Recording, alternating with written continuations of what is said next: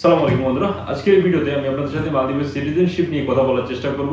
মূলত আপনারা মালদ্বীপের সিটিজেনশিপ কিভাবে পেতে পারেন এবং মালদ্বীপের সিটিজেনশিপ নিলে কি ধরনের সুযোগ সুবিধাগুলো পেতে পারেন সেই তথ্যগুলো কিন্তু আপনাদের সাথে তুলে ধরার চেষ্টা করবো আজকের এই ভিডিওতে।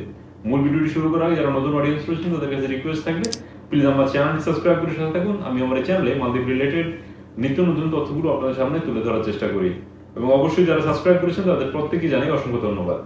তো প্রথম কথা হচ্ছে, একটি দেশের নাগরিকত্ব নেওয়ার ক্ষেত্রে আমি অনেকগুলো বিষয় আমরা চিন্তা করে থাকি।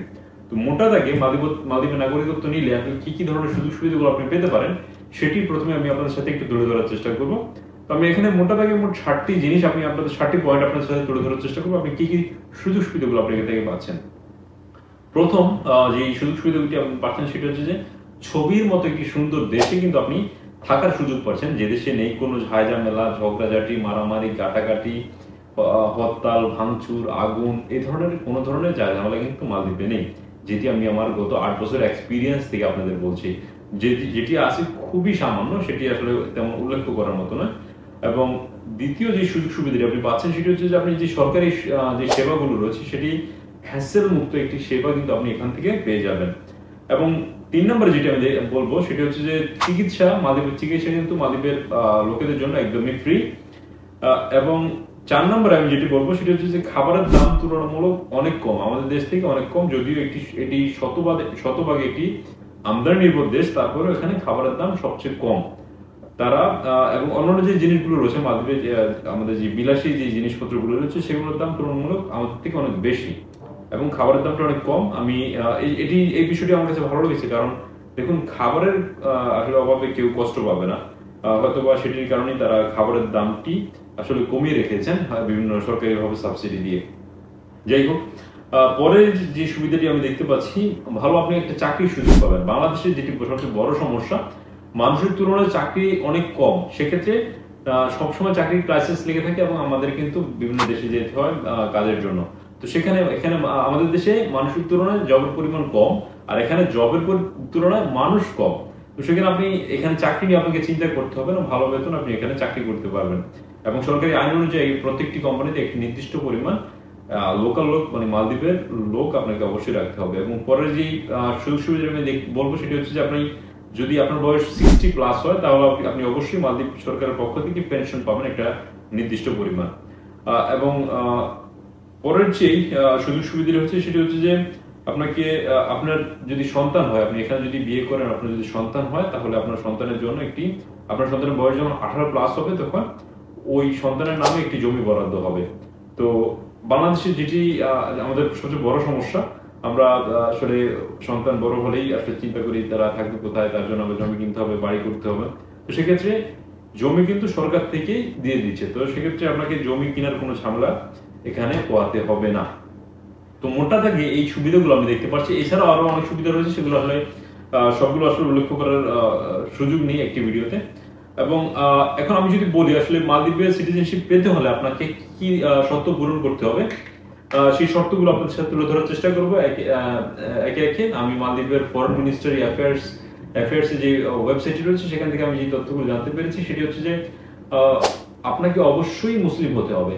মালদ্বীপ একটি শতভাগ মুসলিম প্রধান দেশ, আপনি এখানে শতভাগ মানুষ মুসলিম। সেক্ষেত্রে আপনি যদি মালদ্বীপের সিটিজেনশিপের জন্য অ্যাপ্লাই করেন আপনাকে অবশ্যই মুসলিম হতে হবে।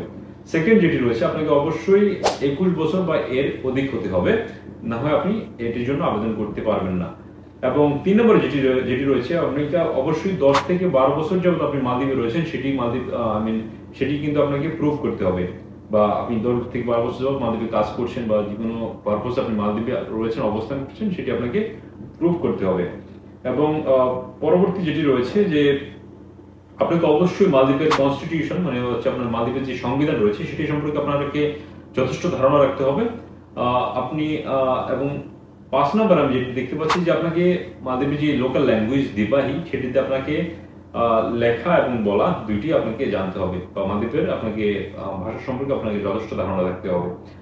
এবং 6 নম্বর আমি যেটি দেখতে পাচ্ছি যে মালদ্বীপে আপনার নামে কোনো ধরনের ক্রাইম কেস, যেমন পলিটিক্যাল অথবা ড্রাগস অথবা ইসলামী শরিয়ার ভিত্তিক যে আইন রয়েছে সেটির এরকম ধরনের কোনো ক্রাইম আপনি করেছেন সেটি না করেছেন এরকম হলে কিন্তু হবে না।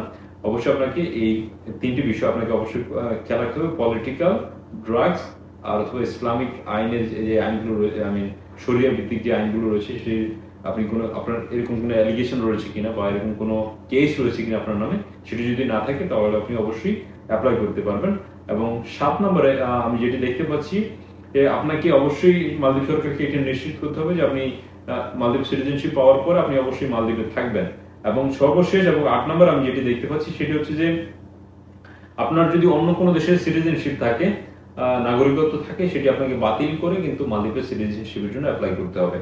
তো মোটা দাগে এই 8টি শর্ত যদি আপনি পূরণ করেন তাহলে কিন্তু আপনি মালদ্বীপের সিটিজেনশিপ পেয়ে যাবেন। আমি আবারও একটু রিপিট করছি, আপনাকে মুসলিম হতে হবে, 21 বছর প্লাস হতে হবে, 10 থেকে 12 বছর যেহেতু আপনি মালদ্বীপে রয়েছেন সেটি প্রমাণ করতে হবে, আপনাকে মালদ্বীপের সংবিধান সম্পর্কে যথেষ্ট ধারণা থাকতে হবে, মালদ্বীপের যে ভাষা বিবাহী সেটি সম্পর্কে আপনার যথেষ্ট ধারণা থাকতে হবে, আপনার নামে কোনো ধরনের কেস যেমন পলিটিক্যাল, ড্রাগস অথবা ইসলামিক শরিয়া ভিত্তিক আইনের কোনো ধরনের কেস যদি আপনার নামে থাকে না থাকে সেটি আপনাকে নিশ্চিত করতে হবে।